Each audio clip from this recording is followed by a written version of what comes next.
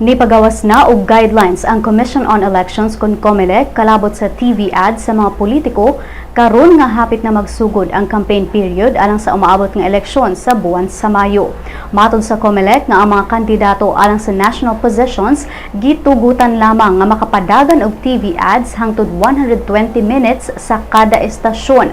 Aduna sad sila 180 minutes nga airtime sa radyo ug makapagawas og 1/2 page nga advertisement sa usa ka tabloid tulo ka beses sa matag semana.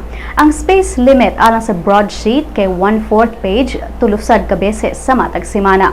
Samtang kadtong mudagan sa lokal nga posisyon, adunay 60 minutes kada TV station, 90 minutes kada radio station, 1/4 page sa broadsheets ug 1/2 page sa tabloid tulusad ka beses sa matag semana. Matod sa COMELEC ang airtime alang sa mga kandidato gi-regulate ubos sa Republic Act 9006 o the Fair Election Act ug uban pang mga balaod.